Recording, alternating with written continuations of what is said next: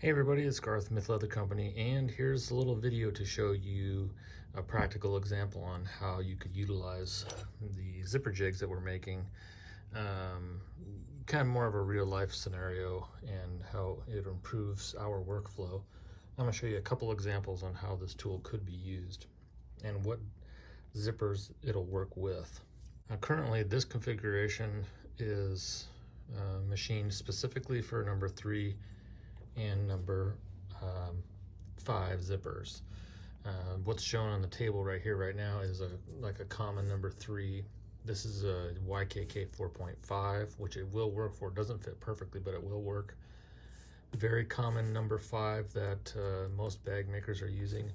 And then at the bottom, this is a metal number 6 RiRi, which it works for as well. So what we have is it's a two-sided device, and the coil fits on the inside of the channel, and then on either side of the channel you have an 1/8 of an inch of material, which is creating your offset. So the same for this side. This would be the number 3 side. Coil goes in the middle, and now you have an 1/8 inch for a reveal or a margin. So what I'm going to do is we're going to show the example on the number 5, since this is probably the most common zipper, I would say, that most bag makers are using. And essentially how this is going to work is this is just going to lay right over the top of your coil, and now you have basically an 1/8 of an inch underneath on each side of the tool. So now you can perfectly manage where your material is going to be installed onto that zipper tape. Now, there's a couple ways to go about installing a panel on a zipper.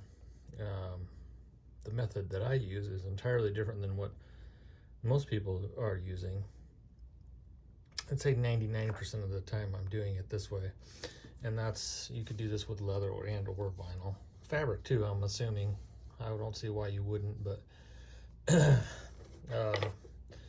a lot of times patterns will call out for, your zipper to be right side up, and then you lay your material right sides together, base this on, and then flip your material back. You can certainly do that, and also this tool will help you with that, and I'll show you that in a second. But the way I'm doing the majority of the time is I pre-prep my panels. We'll just pretend this is a big panel, and put some double-sided tape on here. Now I can just lay my jig on top of that.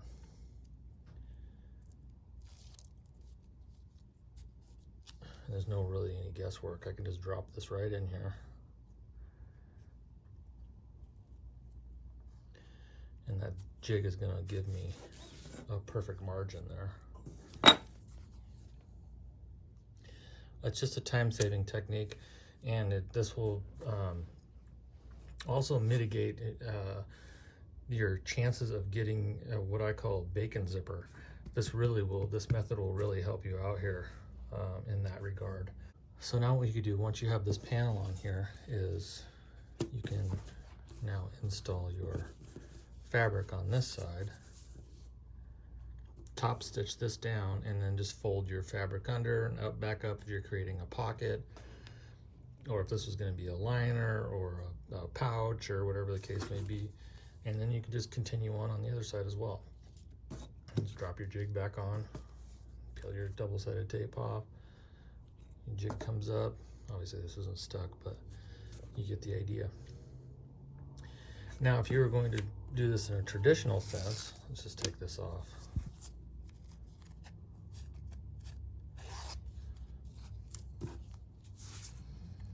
If you're going to do this in a traditional sense where you're not making a pre-finished edge, you can certainly do that, and I'll show this example right now. We'll just going to cut off, go stitch this on my machine, and come back and show you how that works out. Okay, now that we have this little panel assembly ready to go, I do have a piece of double-sided tape at the bottom here, Don't have to use double-sided tape, I suppose, if you wanted to use clips or whatever you're using, but for leather and vinyl you probably want to use something. So basically you just fold back your top panel, you can drop your jig back on top of this, and now we can lay that material and make sure it butts right against your jig.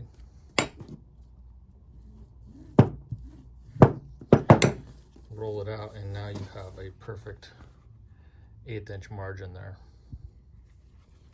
You can top stitch this and you're ready to go.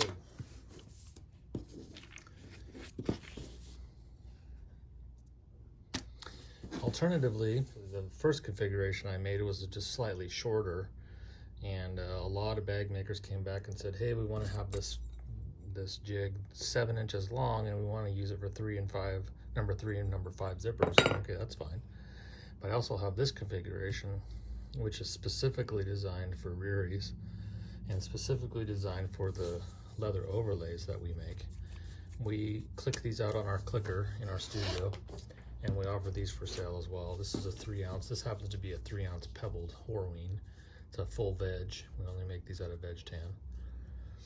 And with this tool, this channel is designed for a number 4 zipper, the metal RiRi, and then this margin here fits perfectly on the cutout on the overlay as such. So here's a number 4 RiRi. Same kind of scenario, just drop a couple strips of double-sided tape on there, and then take your jig, drop that on top, and then you would just push the leather down into the tape, and your margin is going to wind up to be, I don't want to stick this down because this, as you guys know, this zipper is not cheap. And then your margin's perfect. The way I used to do it is I would just eyeball it, and then I had a perfect size scratch awl with that margin, and I just run the scratch awl down the side of it. And that worked, but it was time consuming, and you still get a wavy zipper. But this way, wrong one, it's absolutely perfect every time. So this configuration will be available later if I get a lot of demand for it. Really, I think this one's probably going to be the biggest seller. People are going to want this one the most, unless you're using our specific leather overlay with this particular combination of zippers. This one probably wouldn't do much good for you, but I wanted to show you at any rate what the differences were between the two. This was the very original one, and then this is the production model right here. So it's going to be for number 5 and number 3 zippers. So I hope that helps. You can find these zipper jigs on our website at mythleatherco.com, and in the drop down menu select the menu item for the maker. I appreciate your support, and we'll talk to you soon, guys.